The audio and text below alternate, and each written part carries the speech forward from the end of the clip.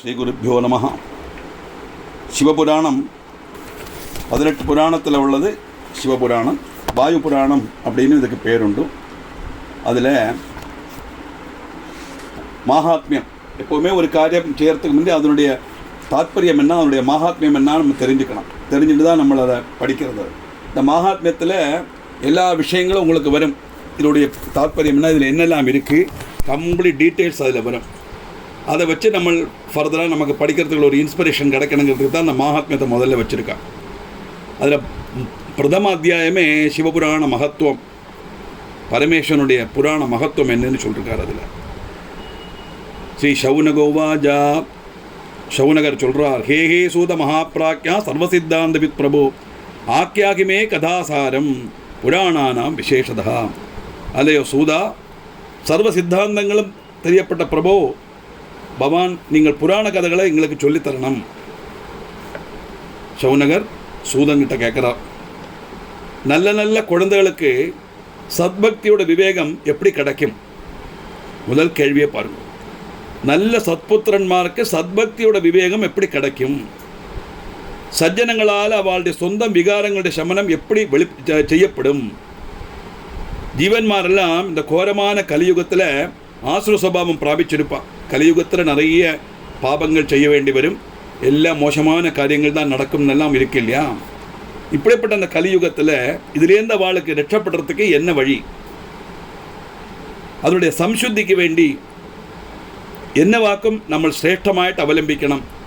சிரேஷ்டமானதுன்னா நம்ம ஒரு காரியத்தை அப்ரோச் பண்ணினோம்னா நமக்கு அந்த பலன் கிடைக்கணும்.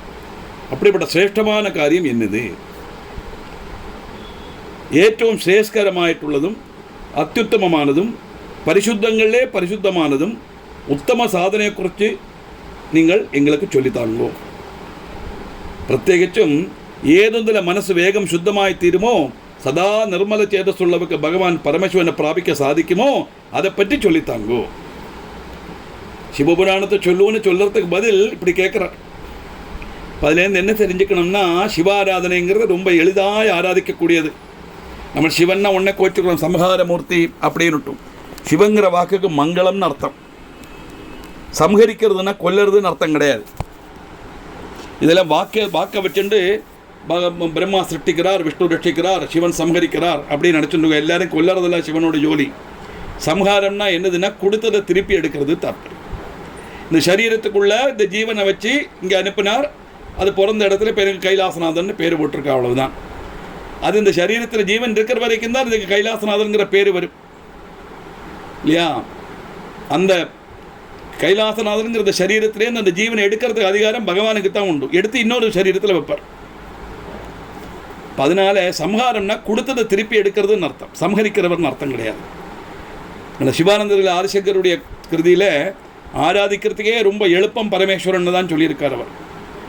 அதைத்தான் இங்கே சௌனகன் கேட்குறார், எந்த ஒரு விஷயத்தை கேட்டால் மனசு சுத்தமாய் தீருமோ, அப்படி சுத்தமான மனசில் பரமசிவனை பிராபிக்கிறதுக்கு சாதிக்குமோ அதை பற்றி சொல்லித்தான்னா சிவனுடைய மகாத்மியத்தை பற்றி, சிவபுராணத்தை மகாத்மியத்தை பற்றி சொல்லித்தா அப்படின்னு கேட்குறான்.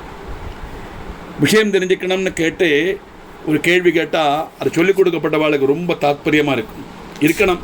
அதுதான் வித்தியினுடைய லட்சணம். தெரிஞ்சுட்டு சொல்லித்தர மாட்டேன்னு சொன்னால் அந்த வித்தியை பிரயோஜனம் இல்லைன்னு தாத்பரியம். சுவாத்தியாய பிரவச்சனம் படித்தா மட்டும் போராது, அது 4 பேருக்கு சொல்லிக் கொடுக்கணும்னு தாத்பரியம். நமக்கு எல்லாமே புராணங்கள் எல்லாமே சூதன் மூலமாக தான் நம்மளை அறிஞ்சிட்டு இருக்கோம் இல்லையா? அதனால் சூதன் சொல்கிறார், என் முனிஸ்ரேஷ்டா நீ தன்யனாக்கும். காரணம், சிரவணத்தில் பிரீதியோட தல்பரனாக இருக்கே அல்லவா, அதுதான் தாத்பரியம்.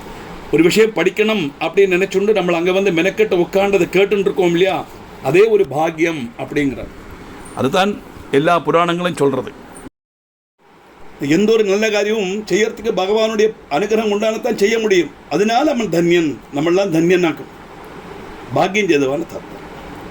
சிவபுராணம் படிக்கணும்னு நினச்சி சிவபுராணம் புஸ்தகத்தை வாங்கி உட்காந்து படிக்கிறதுக்குள்ள ஒரு சந்தர்ப்பமும் ஒரு மனசும் ஒரு சாகச்சரியமும் நமக்கு பகவான் தரார் இல்லையா? எல்லாம் வேணுமே. இன்ட்ரெஸ்ட் வேணும், இப்போ ஆப்பர்ச்சுனிட்டி வேணும், நமக்கு அதுக்குள்ள ஃபெசிலிட்டியும் வேணும், எல்லாம் கிடச்சிருக்கு நமக்கு. அதனால் நம்மளும் தன்யன் தான். மகர்ஷிக்கு சூதன் சொன்னாலும் அது நமக்கும் பொருந்தும் தாற்பயம். எப்படி பிரீதியோடு கேட்கறதுக்கு, இஷ்டத்தோடு என்ன சொல்ல போகிறார், சிவபுராணத்தை பற்றி தெரிஞ்சுக்கணுமே அப்படிங்கிறது ஆகாம்ஷையோட இன்ட்ரெஸ்டோடு கேட்குற இல்லைவா, அதனால நீங்கள்லாம் தன்யனாக்கும் அப்படிங்கிறார் அவர்.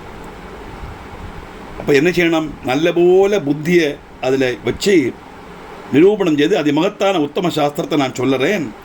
சர்வ சித்தாந்தங்களிலே சம்ஜாதமானதும் பக்தி முதலானதை வர்த்திப்பிக்கப்பட்டதும் பகவான் பரமேஸ்வரனுக்கு சந்தோஷம் ஜனிப்பிக்கப்பட்டதும் திவ்யமான ரசாயனம் ஏ வல்சா ஸ்ரவிச்சாலும். இந்த குழந்தைன்னு கூப்பிடுறார். நம்மளாம் குழந்தைகள் தான். குழந்தைகள்னு சொன்னால் ஆத்மீகத்தில் நம்மளாம் குழந்தைகள் தான் இல்லையா. எத்தனை வயசானாலும் படிக்கிறதுக்கு உட்காண்டா அது ஸ்டூடெண்ட்ஸ் தானே. அதனால தானே பகவான் பிரணவ மந்திரம் அவருக்கு தெரியாதொன்னும் அல்ல, முருகனை கொண்டு சொல்லி கேட்கணும்னு ஆசை பரமேஸ்வரனுக்கு. நிறைய பேர் பரமேஸ்வரனுக்கு தெரியாது, முருகன் சொல்லி கொடுத்தார், அதனால் தந்தைக்கு உபதேசித்தவன் அப்படின்னு நினச்சிட்டு அப்படி எல்லா காரியம். பரமேஸ்வரனுக்கே தெரியலன்னா முருகனுக்கு எப்படி தெரியும்? அதை முருகன் வாயிலேருந்து கேட்கணும்னு அவருக்கு ஆசை. அதனால காதில் சொல்லுங்கும்போது சொல்கிறார், எப்பவுமே சொல்லிக் கொடுக்கப்பட்டவன் குரு, கேட்கப்பட்டவன் சீடன் தான், நீ மண்டி போட்டு உட்கார் அப்போ தான் சொல்லுவேன் அப்படிங்கிறார் இல்லையா. அதனால அந்த முனிசிரேஷ்டா நீங்கள் ശ്രദ്ധിച്ച് கேட்கணும், நான் சொல்கிறத நல்லா கேட்கணும், உத்தம சாஸ்திரம் சொல்கிறேன், ശ്രദ്ധിച്ച് கேட்கணும். திவ்யமான ரசாயனம் வல்சா ஸ்ரீச்சால். ரசாயனம் சொன்னால் அதை உள்கொள்ளறதுக்கு சுகமான காரியம், மனசிலாக்கிறதுக்கு உள்ள காரியம் தாற்பயம். காலமாகப்பட்ட மகாசர்ப்பத்திலிருந்து உண்டாக்கப்பட்ட கோர பயம் பூர்ணமாய் நசிப்பிக்கப்பட்டதும். காலமாகப்பட்ட மகாசர்ப்பத்திலிருந்து உண்டாகின கோர பயம்னா எல்லாருக்கும் என்ன பயம், செத்து போயிடுவோமோன்னு பயம். அதுதானே, அதை விட பெரிய பயம் ஒன்றும் இல்லையே. அதனால சின்ன ஒரு 2 பிராവശ്யம் இரும்பி லேசாக வலிக்கிற மாதிரி தோணுறதுனா உடனே பயந்து ஓடிடுறோமே ஹாஸ்பிட்டலுக்கு, என்னத்தினால செத்து போயிடுவோமோன்னு பயம். ஒரு காரம் யோசிச்சு பாருங்கோ, யாரும் தப்பாக நினைக்கக்கூடாது, பயப்படவும் கூடாது. என்னடா 4 மணிக்கு வந்து கூப்பிட்டு செத்து போகிறத பற்றி பேசலான்னு நினைக்கக்கூடாது. சிவபுராணம்னாலே மோட்சத்தை கொடுக்கப்பட்டது தான். ஜென்மம் சொன்னாலே ஜனனத்தை மரணத்தையும் குறிக்கும். எதெல்லாம் ஜனிச்சதோ அதெல்லாம் மரணப்பட்டு தான் ஆகணும். ஜனன மரணங்கிறது ஒரு நாணயத்தினுடைய 2 வசம் மாதிரி. அந்த மரண பயம் யாருக்கு இல்லாமல் ஆகும் அப்படின்னா, மரணம் இந்த சரீரத்துக்குத்தான் எனக்கெல்லாங்கிற சிந்தை உள்ளவனுக்கு மரண பயம் இருக்காது தாற்பயம்.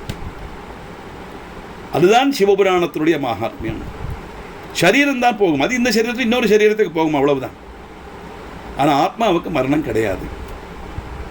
அதனால அந்த மரண பயத்தம் இல்லாமாக்கப்பட்டது என்னதுன்னா பரமேஸ்வரனுடைய சரித்திரம்.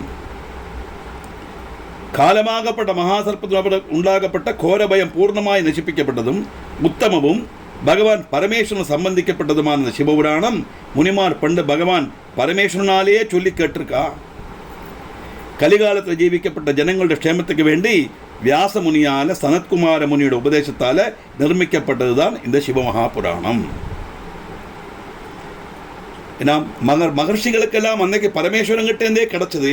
கலிகாலத்தில் நம்மளை மாதிரி ஜனங்களுக்கு கிடைக்கிறதுக்கு என்ன வழி? பரமேஸ்வரன் நமக்கு நேரில் வந்து சொன்னால் பரமேஸ்வரனை பிரத்யட்சப்பட்டு பார்க்குற அளவுக்கு உள்ள பாக்கியம் நம்ம செய்துட்டு இல்லையே கலிய காலத்தில். அதனால் சிவமகாபுராணம் சனத்குமார் முனியோட உபதேசத்தினால சிவமகாபுராணம் நமக்கு கிடச்சிது. இந்த சிவமகாபுராணத்தோட சிரேஷ்டமான ஒரு புராணம் மனசுத்திக்கு பலப்பிரதமாயிட்டு இல்லை.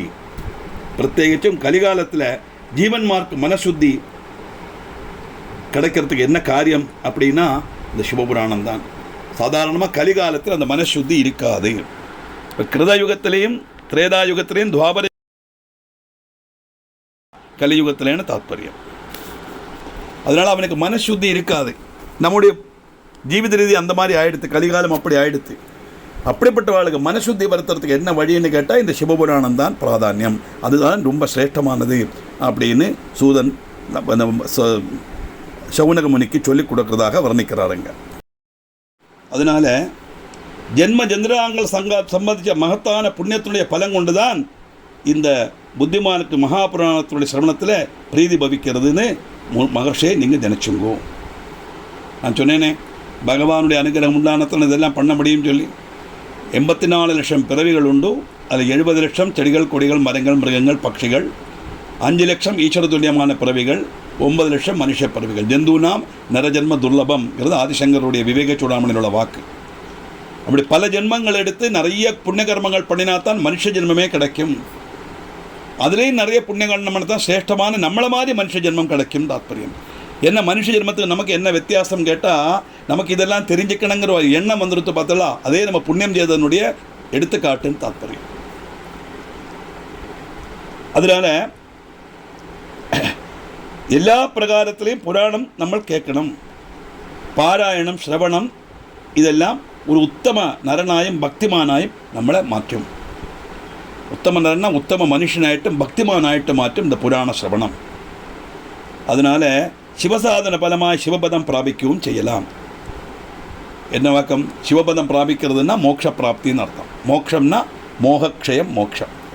இப்படி சிவபுராணம் கேட்டு கேட்டு வரும்போது கொஞ்சம் கொஞ்சமாக நமக்கு லௌகீகத்திலேருந்து உள்ள ஆகிரகங்கள் குறைஞ்சு முழுக்க முழுக்க ஈஸ்வர விசாரத்திலே நம்ம லயிச்சு அந்த ஈஸ்வரனுடைய பாதார விண்டத்தில் லயிக்கிற பாக்கியம் நமக்கு கிடைக்கும். அதுதான் சிவபதம்.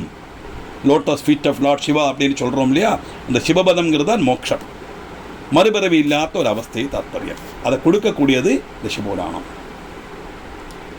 இந்த புராண படனம் மனுஷா படிக்கணும்னு ஆகிரகிக்கணும். எப்போவுமே ஏதோ ஒரு விஷயத்துக்கு முதல்ல ஆகிரகம் பண்ணணும். ஆகிரகம் வந்தால் தான் நம்ம அதுக்கு இன்ட்ரெஸ்ட் உண்டானத்தானே நம்ம அதுக்குள்ள ஆக்ஷன் எடுக்க முடியும். தாற்பயம் இல்லைன்னா முடியாது. அப்படி ஆகிரகம் அது நடத்தி அந்த விஷயங்களை தெரிஞ்சுக்கணுங்கிற ஒரு இது வரணுமானா ஈஸ்வரனுடைய அனுகிரகம் இருக்கணும். புண்ணியம் செய்த வாழ்க்கை தான் அந்த அனுகிரகம் கிடைக்கும். அதனால் முனே நீங்கள் சாதாரண ஆளுகள் எல்லாம் நல்ல புண்ணியம் செய்தவா தான். அதனால் பக்தியோடு கூடி இந்த புராணத்தை சிரவணம் செய்யணும். பக்தியோடு செய்யணும்னா பக்திங்கிற வாக்கு இங்கே அர்த்தம் ஸ்ரத்தைன்னு அர்த்தம். You should have full concentration on hearing this. என்ன காரணம்? ஃபுல் கான்சன்ட்ரேஷன் வந்தால் மனசு அதில் லயிக்கணும் தாத்பரியம். You have to apply your mind in hearing. அப்போ தான் அதை கேட்குறது மனசில் பதியும். இல்லைன்னா அவ்வளோதான், ஒரு இன்புட்டு ஒரு அவுட்புட்டு போயிட்டே இருக்கும், பிரயோஜனம் இல்லை. கொஞ்ச நாளைக்கு கேட்டுட்டு இருப்போம். அப்புறம் என்னவோ சொன்னார், என்ன சொன்னார் அப்படின்னு கேட்குறோம் இல்லையா? பேசுகிறத நான் கேட்கல, என்ன சொன்னாய் நான் கேட்குறோம் இல்லையா? என் காதில் கேட்கத்தானே செய்யுது, மனசு அங்கே இல்லை, மனசு வேறு எங்கேயோ போயிடுது. அப்போ இந்த காதில் வரப்பட்டது மனசோட சகயோகம் இல்லைன்னா இந்த காதில் கேட்டது பிரயோஜனம் இல்லாமல் ஆகிடும். எந்த காரியம், கண்ணுக்கானாலும் சரி, காதுக்கானாலும் சரி, மூக்குக்கானாலும் சரி, நாக்குக்கானாலும் சரி, தொக்குக்கானாலும் சரி, பஞ்ச இந்திரியங்கள் பிரவர்த்திக்கணுமான மனசோட சகயோகம் வேணும். அதனால் பக்தியோடு கேளுந்தா ஸ்ரத்தையோடு நீ கேளு. பகவான் சம்புவனுடைய புராணம் செவிக்கிறதுனால ஒருவன் பாவம் இல்லாதவனாக மாறுறான்.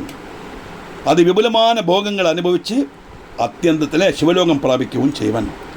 ராஜசூயம் கொண்டு லഭ്യமாகப்பட்ட புண்ணியம் 100 அக்னிஷ்டோமங்களை குறித்து நடக்கப்பட்ட புண்ணியம் பகவான் சம்புவனுடைய கதாசிரவணம் கொண்டு லபிக்கும். அப்படின்னா சிரேஷ்டமான யாகங்கள் புண்ணியகர்மங்கள்லாம் பண்ணினா என்ன கிடைக்குமோ அந்த பலம் புராண சிரவணத்தினாலேயே கிடைக்கும். என்ன புராண சிரவணம்? சிவபுராண சிரவணம். அது சிவபுராணமானத்தினாலே சிவபுராண சிரவணம்னு சொல்கிறார். இங்கே வித்தியாசமே கிடையாது. எல்லா தெய்வம் ஒன்று தான். நமக்கு ஒரு பவர் தான் உண்டு, சுப்ரீம் பவர் ஒன்று தான் உண்டு. அதை மனசிலாக்கிறதுக்காக பலவிதமான ரூபத்தில் நம்மளை ஆராதிக்கிறதுக்காக நம்ம வச்சுருக்கோமே ஒழிய சிவன் வேற விஷ்ணு வேற கிடையாதுன்னு தாற்பயம். இதை பேஸாக தெரிஞ்சுக்கணும். எல்லா மதங்களுக்கும் நிறைய ஒரே தெய்வம், நமக்கு மட்டும் எந்தக்கு இத்தனை தெய்வம்னா நமக்கும் ஒரு தெய்வம் தான் உண்டு, சுப்ரீம் பவர் தான் உண்டு. அவள்லாம் அந்த பவரை மட்டும்தான் ஆராதிக்கிறோம். நம்ம விக்கிரகமாக ஆராதிக்கிறதுனால நமக்கு பலவிதமான ரூபங்கள் பகவான் பிரத்யட்சப்பட்டு நமக்கு தந்த மாதிரி அனுகிரகிக்கிற மாதிரி பலவிதமான ரூபங்கள் மகர்ஷிகள் சங்கல்பித்து தந்திருக்கான். அதனால் சிவபுராண மானத்தினால இங்கே சொல்லும் போதெல்லாம் சிவனுக்கு பிராதானியம் கொடுத்து தான் சொல்கிறது. அப்போ விஷ்ணு புராணம் கேட்டால் புண்ணியம் இல்லையாங்கிற டவுட்டே வர வேண்டாம். எது கேட்டாலும் எல்லாம் ஒன்று தான் சொல்ல போகிறது. எந்த புராணத்தை கேட்டாலும், எந்த இதிகாசத்தை கேட்டாலும், எந்த ஸ்லோகத்தை நீங்கள் வாசித்தாலும் அதனுடைய எல்லாம் உள்ளர்த்தம் என்னது கேட்டால் பிரம்மன் தான் சத்தியம், இந்த உலகம் மித்தியங்கிற உணர்வு தான். அதனால் முனி யாதொருத்தன் இந்த ஸ்ரீ மகாபுராணங்கிற உத்தம சாஸ்திரம் செவிக்கிறானோ அவன் மனுஷராய் அவனை பார்க்கப்படாது, அவன் ருத்ரன் தான். பாருங்கள், அகம் பிரம்மாஸ்மி பிரம்மைவ சத்தியம் தத்துவமசி இப்படிலாம் சொல்கிறோம் இல்லையா? இதெல்லாம் என்னதுன்னா பிரம்மம் வேற, நான் வேற இல்லை, நான் வேற ஈஸ்வரன் வேற இல்லை. அகம் சிவம் அகம் சிவம் அகம் சிவம். அந்த சிவம்னு சொன்னால் அந்த பிரம்மம், இந்த பிரம்மத்தினுடைய அம்சம்தான் எனக்கு உள்ளே இருக்கிற ஜீவன். அதனால் நான் வேற சிவன் வேற இல்லைன்னு வரும். அந்த தோணல் நமக்கு அது உரைக்கணுமான அந்த சிவபுராணம் கேட்டால் நிச்சயமாக அது உரைக்கும். தேகம் ஸ்வீகரித்த ஒருத்தன்னா நம்ம மனுஷன் அர்த்தம். மனுஷன் எல்லா ஜீவஜாலங்களும், எல்லாத்துக்கும் சரீரம் இருக்கு இல்லையா? எல்லாத்துக்கும் உண்டு. இங்கே ஜீவன் சொன்னால் மனுஷன் மட்டும் அர்த்தம் எடுத்துக்கப்படாது. எதெல்லாம் வளர்கிறதோ, எதெல்லாம் ஆகாரம் கழிக்கிறதோ, எதெல்லாம் பிரத்யுற்பாதனம் பண்ணுறதோ அதெல்லாம் ஜீவனுள்ள வஸ்துக்கள் தான். எல்லா ஜீவனுக்குள்ளே ஜீவனாக இருக்கிறது பகவான் தான். ஈஸ்வர சர்வபூதானாம் ஹிருதேஷே அர்ஜுன திஷ்டதி, கீதாச்சாரியனோட வாக்கு தான். எல்லா ஜீவஜாலங்களுக்குள்ளே ஜீவஸ்வரூபமாக இருக்கிறது அந்த பிரம்மம் தான், அந்த பகவான் தான் தாற்பயம். அதனால் சதா சிரவிக்க முடியலைன்னா മനോനിയന്ത്രണം ചെയ്തവൻ അനുദിനം ഒരു മുഹൂർത്ത നേരമാത് കേൾക്കണം. இப்படி எப்போ பார்த்தாலும் பரமேஸ்வரனை கேட்டுட்டு இருக்க முடியுமா சார்? முடியாதே. இப்போ கிளாஸ் കഴിഞ്ഞാச்சுன்னா 5 மணி ஆயிடுச்சுன்னா ராத்திரி டின்னருக்கு என்ன பண்ணணும்? செய்யத்தான் வேணும். அங்கே போய் சிவனையே நினச்சிட்டுருக்கேன்னு சொன்னால் குடும்ப கலகம் உண்டாயிடும். அது செய்ய முடியாது. லௌகியத்தில் இருக்கிற நமக்கு சதாசிரவனாக ஈஸ்வரனை விசாரிக்க முடியாது. அதையும் சொல்கிறார் பாருங்க. வருஷங்களுக்கு முன்னே சூதனுக்கே தெரியறது கலிகாலத்தில் இதெல்லாம் செய்கிறது கஷ்டம்னு. ஒரு முகூர்த்த நேரம், கொஞ்ச நேரமாவது சிவனை மனசில் நினச்சா போகிறோம். ஏன் அப்படி சொல்கிறாருன்னா, அந்த 10 நிமிஷம் நினச்சி விட்டு அப்புறம் நம்ம லௌகியத்தில் போகும்போது அந்த கஷ்டங்களை அனுபவிக்கிறது, அந்த 10 நிமிஷம் கிடைச்ச சுகம் இருக்கே, நமக்கு அந்த 10 நிமிஷத்தை 15 நிமிஷமாக மாற்றணும்னு தோணும். அப்படியே அது இன்க்ரீஸ் ஆகி பகவத் விசாரத்தோடு இருந்து நம்ம லௌகிகத்தில் காரியங்கள் ஈடுபட்டாலும் பகவானை பற்றி உள்ள நினைப்பு நம்ம கூட இருந்துகிட்டே இருக்கும். அது வளர்ந்து வளர்ந்து வளர்ந்து பக்தியாகி கடைசியில் சாயுஜ்ய பதம் கிடைக்கும். அதுதான் உத்தேசம். அதில் அதனால் இந்த மகாபுராணம் செவிக்கப்பட்டவாருக்கு ஒரிக்கலும் துர்கதி வராது. சிவபுராணம் கேட்கப்பட்டவன் ஒரிக்கலும் துர்கதி வராது. முனீஸ்வரா, அந்த புராணம் கேட்டுக்கிட்ட புருஷன் கர்மமாகப்பட்ட வனத்தை தகிப்பிச்சு சம்சார சாகரம் பூர்ணமாய் தருணம் செய்வன். கர்மபாகம்னா கர்மம் செய்தால் அந்த கர்மத்தினுடைய பலம் அனுபவிக்கணும். அந்த பலம் அனுபவிக்கிறதுக்காக மறுபடியும் பிறக்கத்தான் வேணும். சம்சாரம்னு சொன்னால் என்ன அர்த்தம்? தமிழில் உள்ள சம்சாரம் அல்ல. தமிழில் சம்சாரம்னா மனைவின்னு அர்த்தம். சம்சாரம் சொன்னால் பிறந்து வளர்ந்து இறந்து மறுபடியும் பிறந்து இப்படியே இந்த சர்க்கிள் இருக்கே. புனரபி ஜனனம் புனரபி மனனம் புனரபி ஜனனி ஜடரே சயனம். அதுதான் சம்சாரம். அந்த சம்சார சாகரத்தை கடக்கணும்னா மறுபிறவி இல்லாத ஒரு அவஸ்தை நமக்கு. எப்போ மறுபிறவி இல்லாத ஒரு அவஸ்தை கிடைக்கும்? மோட்சம் கிடைத்தா தான் கிடைக்கும். அந்த ஒரு அவஸ்தை அவனுக்கு கிடைக்கும். சர்வதானங்கள் கொண்டும் சர்வ யக்கானுஷ்டானம் கொண்டும் லபிக்கப்பட்ட புண்ணியம் பகவான் சம்புனுடைய புராண சிரவணத்தினால நிச்சயமாக பிராப்தமாகும். விசேஷம் கலியுகத்தில் சைவபுராண சிரவணம் ஒழித்து புருஷன்மார்க்க பரமமான முக்தி சாதிப்பிக்கிறதுக்கு வேறு ஒன்றும் இல்லை அப்படின்னாக்கும் இங்கே மகாத்மியத்தில் அவர் சூதன் சொல்கிறார். புராண சிரவணமும் அது மாதிரி பகவான் சம்புனுடைய நாம சங்கீர்த்தனமும் மனுஷாளுக்கு கல்பத்ருமக்கு துல்லியமாக்கும். கல்பத்ருமம் துல்லியன்னா கல்பவருஷத்தினுடைய தாத்பரியம். கல்பவருஷங்கிறது தேவலோகத்தில் உள்ள ஒரு விரக்ஷம். நம்ம அதுங்கிட்டவே என்ன கேட்டாலும் அது கொடுக்கும். அப்படின்னா இந்த நாம சங்கீர்த்தனமும் இந்த புராண சிரவணமும் நம்முடைய ஆக்கிரகங்கள் எல்லாம் சபலீகரிக்கும் தாற்பயம். சரிக்கும் அதனுடைய உள்ளர்த்தம் என்னன்னு கேட்டால், இந்த நாம சங்கீர்த்தனமும் புராண சிரவணம் செய்ய செய்ய செய்ய நமக்கு ஆக்கிரகங்கள் எல்லாம் இருக்காது. அந்த புராண சிரவணம் கேட்கணும்னு தான் ஆக்கிரகம் இருக்கக்கூடிய, வேறு எந்த ஆக்கிரகமும் நம்ம மனசில் இருக்காது. அப்படி வரும்போது என்ன ஆகும்? இந்த மோகங்கள்லாம் குறைஞ்சு வரும். ஆக்கிரகங்கள்லாம் குறைஞ்சு வரும். அட்டாச்மெண்ட்லாம் குறைஞ்சு வரும். அப்படி வரும்போது மோகக்ஷயம் மோட்சம் கிடைக்கும். அதுதான் உத்தேசம். அங்கே துரகங்காரிகளாய் தர்மம் உபேட்சித்து மனசோட கிடைக்கப்பட்ட வாளுக்கு இந்த சம்பு புராணம் கேட்டால் அவளுக்கு அமிர்தசாரம், அமிர்தபானம் செய்தால் எப்படி ஜனன மரணம் இல்லாமல் ஆகுமோ அதே மாதிரி துஷ்ட சிந்தை உள்ளவன்,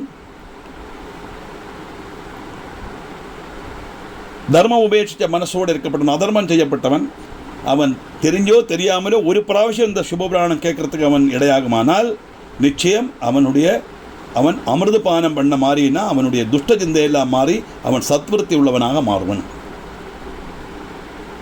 அதனால் அஜரவும் அமரவும் ஆய்த்திருவன். அதனால் எப்போதும் சேவிக்கப்படேண்டதாக்கும் இந்த சிவபுராணம். திருப்பி சொல்கிறேன், சிவபுராணம் தான் ஒன்றை மற்ற பாகவத புராணம் வாசிக்கப்படா பிரயோஜனம் இல்லையாங்கிற நினைப்பு வரப்படாது. பகவத் விசாரத்தில் இருக்கணுங்கிறது தான் இந்த சொல்லப்பட்டதனுடைய உத்தேசம். அது இப்போ நம்ம படிக்கிற சிவபுராணமானத்தினால அதுக்கு பிராதானியம் கொடுக்குறோம், அவ்வளோதான். எடுத்து சொல்கிறோம், அவ்வளோதான். இந்த சிவபுராணக்கர சிரவணம் கொண்டு மாத்திரம் கிரந்தங்கள் 7 சம்ஹிதங்களாய் இருக்கு. சம்பூர்ணமான இந்த புராணம் பக்தியோடு செவிக்கணும். இது என்னெல்லாம் சம்பூர்ணமான இந்த புராணம் பக்தியோடு செவிக்கணும். இது என்னெல்லாமாக்கும்? ஆദ്യத்தது வித்வேஸ்வர சம்ஹிதை, ரெண்டாமத்தது ருத்ர சம்ஹிதை, மூணாமத்தது சதருத்ர சம்ஹிதை, நாலாமத்தது கோடி ருத்ர சம்ஹிதை, அஞ்சாமத்தது உமா சம்ஹிதை, ஆறாமத்தது கைலாச சம்ஹிதை, ஏழாமத்தது வாயவீயம்ங்கிற சம்ஹிதை. சிவபுராணம் 7 சம்ஹிதைகள் அடங்கினதாக்க 7 சாப்டர்னு அர்த்தம். ഓരോ വരിയും വേദതുല്യവും എല്ലാത്തുക്കും മുകളിലായി സദ്ഗതി പ്രദവുമാക്കും ഇതിലുള്ള ഓരോ വരികളും. ശിവപുരാണത്തിലുള്ള 7 സംഹിതകളും ആദരപൂർവ്വം സമ്പൂർണ്ണമായി പഠിക്കപ്പെട്ടവൻ ജീവൻ മുക്തനാവൻ. ജീവൻ മുക്തന്ന മറുപിറവി ഇല്ലാത്ത ഒരവസ്ഥയ്ക്ക് വരുവൻ താല്പര്യം. നമ്മളെല്ലാം അത് തന്നെ ആഗ്രഹിക്കണം. நம்ம அதுதான் ஆக்சுவலி ஆகிரகிக்கப்படும். எஸ்பெஷலி நம்மளோட ஏஜ் குரூப்பு இல்லையா, 60க்கு மேலே எல்லாம் ஆயாச்சுன்னா கொஞ்சம் கொஞ்சம் நமக்கு வேண்டி ஜீவிக்கலாம். அதுதான் சாஸ்திரம் சொல்கிறது. குழந்தையில் இருக்கும்போது பாலன் விளையாட்டில் போயாச்சு, அந்த பிரம்மச்சரியாக இருக்கிற வரைக்கும் எல்லாம் படித்த காரியங்கள் எல்லாம் போயாச்சு. அது கழிஞ்சு கிரகஸ்தாசிரமத்துக்கு வரான். அப்போ தான் அவனுடைய கடமைகள் எல்லாம் நிறைவேற்றணும். ஜோலி, உத்தியோகம், குழந்தை, அவளை சம்ரட்சிக்கிறது, இவாளை சம்ரட்சிக்கிறது, எல்லாருக்கும் வேண்டி ஜீவிக்கணும். 60 கழிஞ்சால் 80 வரைக்கும் ஒரு சின்ன கேப்பு விட்டு கொஞ்சம் கொஞ்சமாக அதுலேருந்து டிட்டாச் ஆகணும். அதான் ஷஷ்டிப்த பூர்த்தின்னு பண்ணிக்கிறோம். ஏன்னா ஒரு புருஷாயச 120 வருஷம், அவருடைய நேர் பகுதி 60. இப்போ இது விஸ்வாவசு வருஷம் நடக்கிறது. இன்றைக்கி ஒரு குழந்தை பிறந்தா இனி 60 வருஷம் கழிஞ்சு 2085 இந்த விஸ்வாவசு வருஷம் திரும்பி வரும். அப்போ அவனுக்கு 60 வயசு ஆகும். அந்த 60லேருந்து 80 வரைக்கும் கொஞ்சம் கொஞ்சமாக டிட்டாச் ஆகி வரணும். அதுக்காக ஷஷ்டிப்த பூர்த்தின்னு பண்ணிக்கணும். அந்த ஷஷ்டி சம்வத்சர தேவதை நம்மளை காப்பாற்றின்னு வருது. அதுக்கு ஆராதனையெல்லாம் பண்ணி இனி கொஞ்சம் கொஞ்சமாக இருப்போம். அதுக்கு வானப்பிரஸ்தம்னு இந்த ஆசிரமத்துக்கு பிரம்மச்சரியம், கிரகஸ்தாசிரமம், வானப்பிரஸ்தம். 80 கழிஞ்சாலோ முழுக்க முழுக்க சந்நியாசம், ஈஸ்வர விசாரத்தவரை ஒன்றுமே கிடையாது. இது சாஸ்திரம். ப்ராக்டிக்கலாக முடியுமான்னு கேட்டால் முடியாது. ஏன்னா 60 வயசு கழியும்போது தான் நம்ம கையில் நிறைய பணமெல்லாம் வரும், ரிட்டையர்மெண்ட் பெனிஃபிட்டு. அப்போ தான் நம்ம கூடுதல் அட்டாச்மெண்ட்டு அங்கே போனோம் இங்கே போனதெல்லாம் தோணும். அதெல்லாம் தேதுக்கோங்கிறதுனால தான் 20 வருஷம் கேப்பு விட்டுருக்கான். அப்போது சம்சாரத்துலேருந்து விடுபடணுமானா டிட்டாச் ஆனால் தானே முடியும் இல்லையா? அப்போ கொஞ்சம் வயசாயாச்சுன்னா இன்னும் என்னோடது, நான் அது இதுன்னு இப்படி ஒருனையாக நினச்சி அவளுக்கு வேண்டி ஜீவிக்காமல் கொஞ்சம் நமக்கு வேண்டியும் ஜீவிக்கணும்.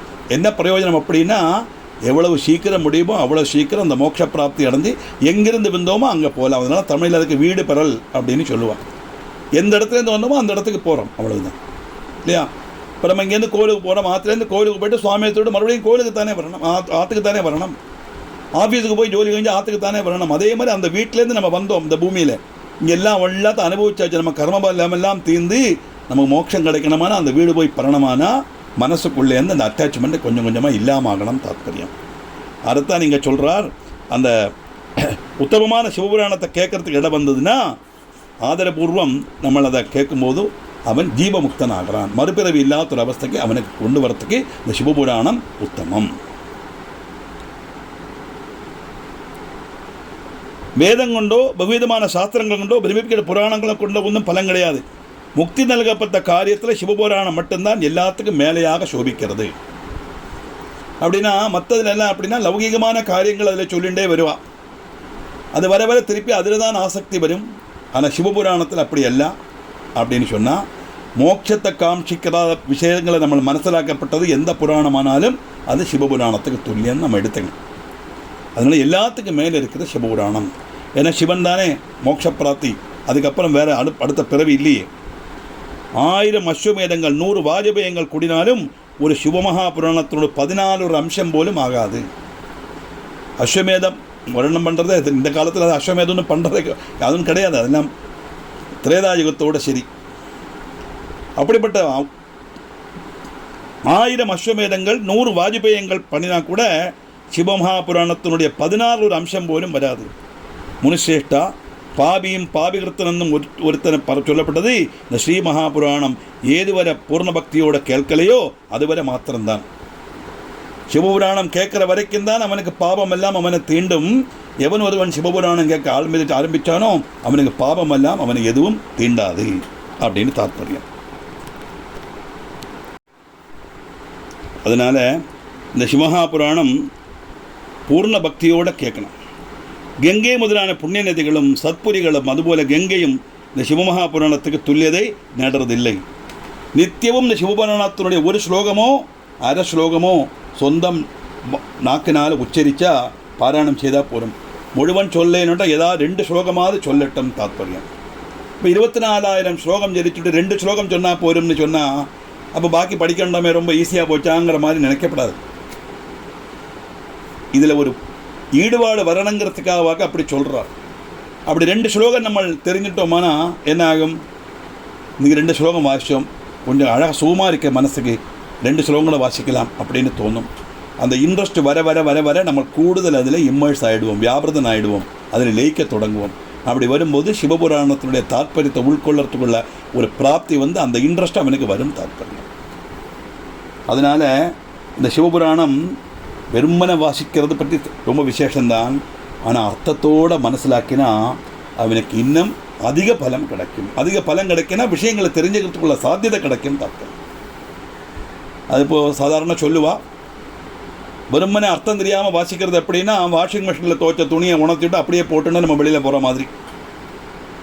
அர்த்தத்தோடு பாணிச்சா அப்படின்னா அந்த துணியை எடுத்து நல்லா உணங்கினப்புறம் பேஷாக அயன் பண்ணி ப்ரெஸ் பண்ணி நம்ம போட்டுன்னு போனால் இன்னும் கொஞ்சம் பார்க்குறதுக்கு நல்ல குட் லுக்காக இருக்கும் இல்லையா? அதுதான் அர்த்தத்தோடு தெரிஞ்சு அயன் பண்ண துணியை தரிச்சுன்னு போகிற மாதிரி, அர்த்தம் இல்லாமல் செய்து அயன் பண்ணாத துணியை தரிச்சுன்னு போகிற மாதிரியும் தாற்பயம். அதுக்கு புண்ணியம் உண்டு, புண்ணியம் இல்லைன்னு இல்லை.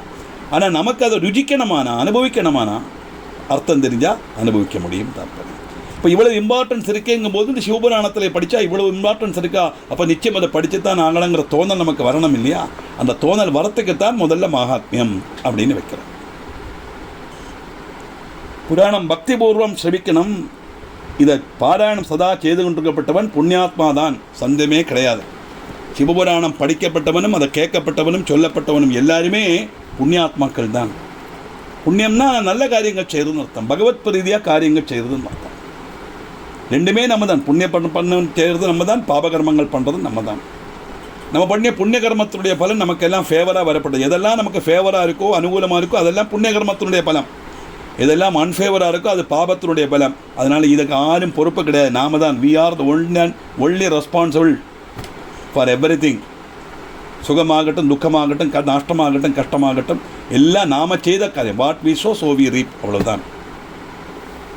அதனால் மகாபுராணம் ஆதரபூர்வம் பூஜிக்கப்பட்டவாளுக்கு இகலோகத்தில் அகில போகங்களும் அனுபவித்து தேகாவசானம் சிவபதம் நேடுவான். அப்போ சிவபுராணம் கேட்டால் மோட்சம் கிடைக்குன்னு மட்டுமல்ல, இகலோகத்தில் இப்போது நமக்கு எல்லாம் சுகமான ஒரு காரியங்களாக வந்து சேரும். நமக்கு எல்லாமே துக்கத்தை கொடுக்காம சந்தோஷத்தை மாத்திரம் கொடுக்கப்பட்ட காரியமாக வந்து சேரும்னா அதுதானே எல்லாரும் பிரதீட்சிக்கிறா இல்லையா? க்ஷேமமாறு, நன்னாரு, சந்தோஷமாரு அப்படின்னு தானே எல்லாரும் சொல்கிறான். கட்டி கஷ்டப்பட்டு யாரும் சொல்ல மாட்டா, சொல்லப்படாது. கோபம் மரத்தை சொல்லுவார், சொல்லப்படாது. யாரையுமே அப்படி சொல்லப்படாது. எப்போவுமே சந்தோஷமாரு, நன்னாரு அப்படின்னு தான் சொல்லலாம்.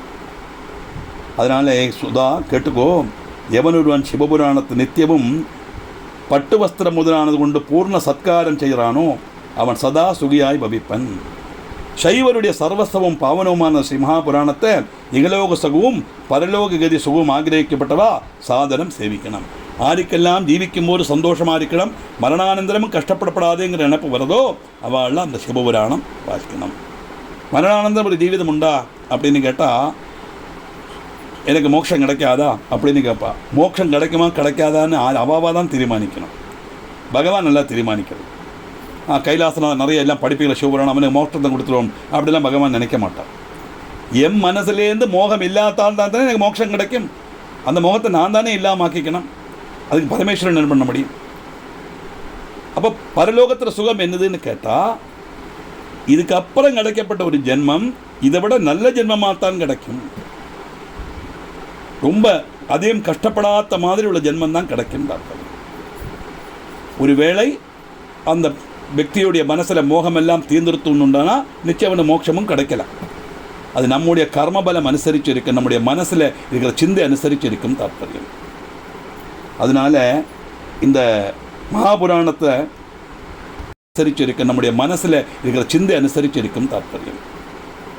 அதனால இந்த மகாபுராணத்தை திவசவும் சேவிக்கணும்.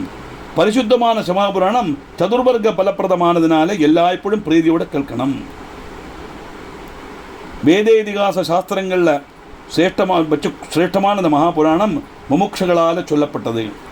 ஆத்ம வித்துக்களுக்கு அரிஷ்டமும் சத்துக்களுக்கால பூஜிக்கப்பட்டதுமான இந்த புராணம் தாபத்ரயத்தை பூர்ணமாக நசிப்பிக்கும். தாபத்ரயம்னா மனுஷனுடைய துக்கத்தை பூரா மூணாயிட்டு திறந்துருச்சுருக்கான். 3 விதமான துக்கங்கள் தான் உண்டு நமக்கு.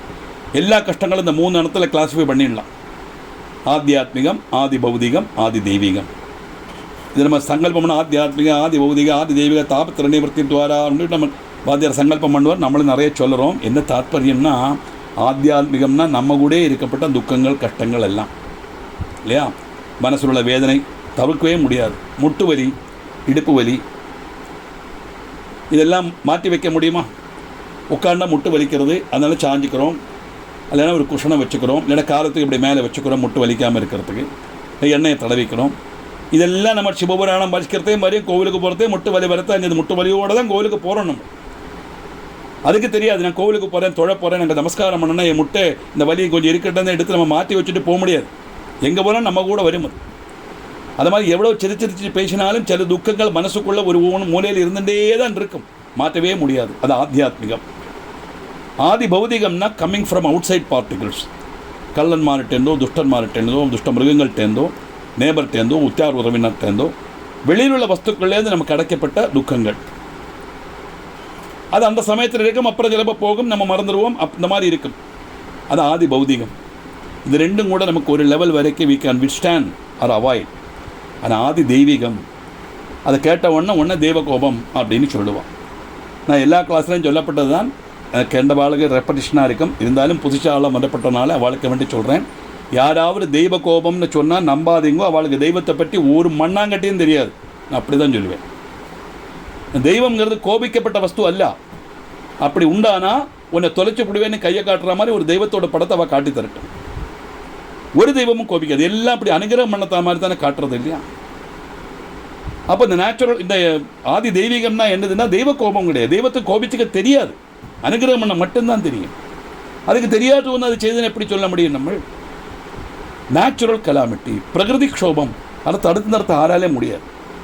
சுனாமி, சைக்ளான், எர்த்குவேக், இதெல்லாம் ஆதி தெய்வீகம். இந்த 3 விதமான பாவங்கள் தான் நமக்கு உண்டு. நம்முடைய பாவங்களை தான் இந்த 3 இடத்துல கிளாஸிஃபை பண்ணி நீ திருக்கலாம். 4வது ஒன்று கிடையாது தாற்பயம். இப்படிப்பட்ட 3 விதமான ஆத்தியாத்மிகம், ஆதி பௌதிகம், ஆதி தெய்வீங்கிற பாவத்திலேருந்து நமக்கு சாந்தி கிடைக்கிறதுக்கு தான் சாந்தி மந்திரத்தை 3 பிராവശ്யம் ஓம் சாந்தி சாந்தி சாந்தி சாந்தமாக சொல்லணும். ஓம் சாந்தி சாந்தி சாந்தி சொல்லப்படாது. ஓம் சாந்தி சாந்தி சாந்தி. ஆத்தியாத்மிகமான துக்கத்திலேருந்து சாந்தி, ஆதி பௌதிகமான துக்கத்திலேருந்து சாந்தி, ஆதி தெய்வீகமான துக்கத்திலேருந்து சாந்தின்னு தாற்பயம். அப்படிப்பட்ட தாபத்திரயத்தை பூர்ணம் இல்லாமாக்கப்பட்டதும் பிரம்மா விட்டு முதலான தேவன்மார்க்கு பிராணானுசமம் பிரயோகமாக்கும் இந்த சிவபுராணம். பிரம்மாவுக்கும் விஷ்ணுவுக்கும் பிராணனுக்கு துல்லியமானதாம் சிவபுராணம்னா அவன் அந்த அளவுக்கு இந்த சிவபுராணத்தை அனுபவிக்கிறான்னு தாற்பயம். சர்வதா நான் பிரசன்ன புத்தியோட சிவமகாபுராணத்தை வந்திக்கிறேன். பகவான் பரமேஸ்வரன் பிரசன்னனாகவும் பக்தர்மாருக்கு சுபாதங்களில் விலையம் நல்கிறார்னா அனுகிரகம் பண்ணி சிவபதம் புகரத்துக்குள்ள பாக்கியம் அவர் கொடுப்பார். இப்படி ஸ்கந்த மகாபுராணத்தில் சிவபுராண மகாத்மியத்தில் தன் மகிமமா வர்ணனையை 1ஆமத்து அத்தியாயத்தில் சொல்லி முடிக்கிறார் சூதன். இந்த மேலும் அவருடைய பிரபாவம் இருக்கு. தேவராஜ முக்தி வர்ணனம் அது என்ன வாக்குங்கிறது 2ஆமத்து அத்தியாயத்தில் நமக்கு பார்க்கலாம்.